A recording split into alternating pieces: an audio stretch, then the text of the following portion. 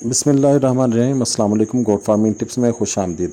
जब कोई फार्मर बकरियां रखता है तो उसे उसकी जगह और रहाइश के बाद मेन मसला आता है ख़ुराक का।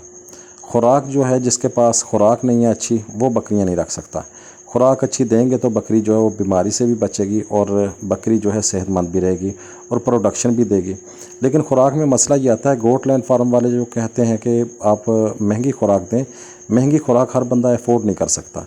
तो सस्ती तरीन ख़ुराक जो मेरा तजर्बा है वो ये है कि आप जंतर डालें बकरी को। जंतर को आप खुश्क करके रख लें सर्दियों के लिए, और गर्मियों में आप वो जो है वो काट के तो ताज़ा भी डाल सकते हैं। उससे बकरी की सेहत भी अच्छी रहती है और बकरी जो है वो सर्वाइव भी करती है।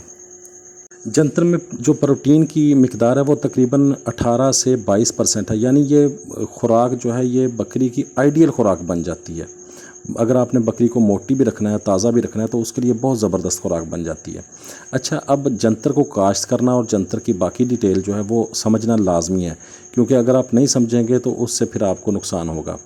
पहले नंबर पे बात यह है कि जब आपने जंतर बीजना है तो ज़मीन को आप बजाय इसके कि हल चलवाएं ये वो, आप साफ़ पानी लगाएं और उसमें जंतर का बीज फेंक दें तो ये जंतर उगाता है। ख़ास तौर पे अगर आपने गंदम की कटाई की है तो उसी में आप जो है जंतर फेंक दें तो उससे जंतर उगाता है।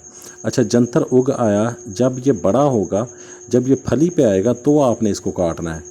तो जब फली पे आएगा तो काटना कौन सा हिस्सा है जो कुतर सके मशीन आसानी से, जो जो जो हिस्सा कुतरेगी मशीन, तो उस हिस्से को बकरी भी खा लेगी आराम से। अगर आप ज़्यादा मोटी टहनी काटेंगे तो उससे फिर बकरी जो जो है वो हिस्सा छोड़ देगी और मशीन को कुतरने में भी दिक्कत होगी। इसके बाद आपने एक बात जहन में रखनी है कि मशीन जो है कुतरने वाली वो अगर नज़दीक हो तो ज़्यादा बेहतर है, आपके खेत के ज़्यादा नज़दीक हो। अगर खेत से दूर है तब भी कोई मसला नहीं, लेकिन जब आपने कुतर लिया तो उसको खुश्क करने के लिए आपके पास साफ़ सुथरी जगह होनी चाहिए ताकि मिट्टी उसमें ना शामिल हो। और जब आपने मिट्टी से पाक जंतर को खुश्क कर लिया तो आपके लिए सर्दियों की भरपूर और सस्ती खुराक तैयार हो जाएगी। इसमें एक बात आपने जहन में रखनी है कि जिस कपड़े पे जंतर का दाग लग जाता है वो किसी भी केमिकल से उतरता नहीं है, तो आपने अपने कपड़ों को बचा के रखना है और मौसम का ध्यान रखना है। मैंने जंतर खुश्क किया इस बार, तो उसके ऊपर बारिश पड़ गई थी, तो इसलिए मौसम का भी ध्यान रखना है और आपने कुतरना भी है और साफ़ सुथरी जगह का भी ख्याल रखना है। जब ये आप सब कुछ कर लेंगे तो आपके पास एक भरपूर अच्छी प्रोटीन वाली खुराक जो है वो तैयार हो जाएगी। और बकरियां भी देख रहे हैं आप कैसे खा रही हैं, बड़े शौक़ से, बड़े अच्छे तरीके से बकरियां खाती हैं, बिल्कुल खुरली जो है चट कर जाती हैं। ये इसकी वजह यह है कि टहनी ज़्यादा मोटी नहीं है और इसमें पत्ते भी शामिल हैं। जंतर के पत्ते जो हैं वो नहीं करने चाहिए, क्योंकि जंतर के पत्ते जो हैं उनमें प्रोटीन की सारी मिकदार होती है, उसी में सब सारी खुराक जो ग़िज़ाइयत जो है वो उसी में होती है। तो आज की वीडियो का मकसद ये था कि आप जंतर के बारे में आगाही हासिल करें और बकरी की सस्ती खुराक के बारे में आगाही हासिल करें।